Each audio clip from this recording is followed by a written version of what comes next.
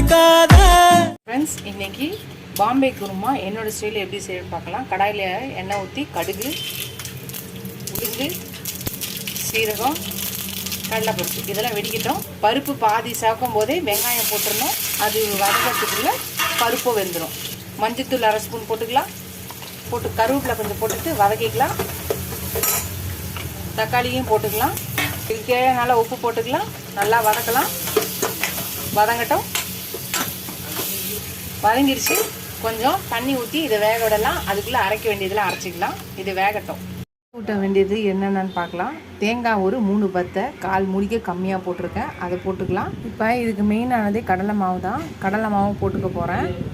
அதுக்கு முன்னாடி காரத்துக்கு தேவையான மிளகாவை போட்டுக்கலாம். நான் 5 மிளகா போடுறேன். அவங்கவுங்களுக்கு தேவையான கார அளவு போட்டுக்கலாம். சோம்பு இந்த ஸ்பூனில் 1 ஸ்பூன் போடுறேன். ஃப்ளேவருக்காக போடுறேன். வேணும்னா போடலாம், வேணான்னா ஸ்கிப் பண்ணி. முதல்ல தேங்காய் மிளகாவை அரைச்சிக்கலாம். மிளகா தேங்காவை அரைச்சாச்சு. காரத்துக்கு தேவையான அளவு மிளகா போட்டுக்கோங்க. இப்போ மெயினானது கடலை மாவு. இதை இந்த கப்பில் 1 கப் போடுறேன். இந்த ஸ்பூனில் 4லேருந்து 5 ஸ்பூன் போட்டுக்கலாம். கொஞ்சம் தண்ணி ஊற்றி அரைச்சிக்கலாம். அவங்கவுங்களுக்கு எவ்வளோ திக் வேணுமோ அதுக்கேற்ற மாதிரி கடலை மாவு கம்மியாகவோ குறைச்சோ போட்டுக்கலாம். அதிகமாகவோ கம்மியாகவோ போட்டுக்கலாம். இப்போ இதை அரைச்சிக்கலாம். இப்போ தக்காளி வெங்காயம் வந்துச்சு. அரைச்சதை ஊற்றிக்கலாம். கொஞ்சம் தண்ணி நிறைய ஊற்றுங்க. கடலை மாவு கட்டி ஆகிடும். தண்ணி ஊற்றி கரைச்சா இது தேவையான அளவு தண்ணி ஊற்றி வச்சு கொதிக்க வேண்டியதுக்கு. இது இப்போ இந்த டைமு உப்பு கரெக்டாக இருக்கான்னு பார்த்துட்டு உப்பு செக் பண்ணிவிட்டு தேவைன்னா போட்டுக்கோங்க. நான் போட்டுக்கிறேன். கொஞ்சம் உப்பு கம்மியாக இருக்கும். கடலை மாவு போட்டனால கொஞ்சம் உப்பு போட்டுக்கிறேன். இது நல்லா கொதித்து கட்டி ஆகிடும்.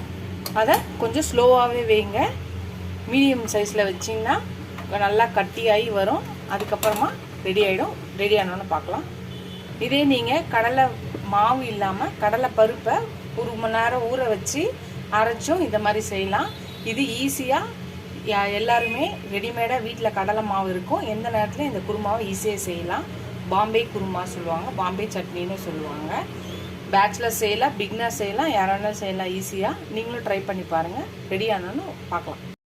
ஹலோ ஃப்ரெண்ட்ஸ், அவ்வளோதான். பாம்பே குருமா, பாம்பே சட்னி சொல்கிற கடலை மாவு குருமா ரெடி.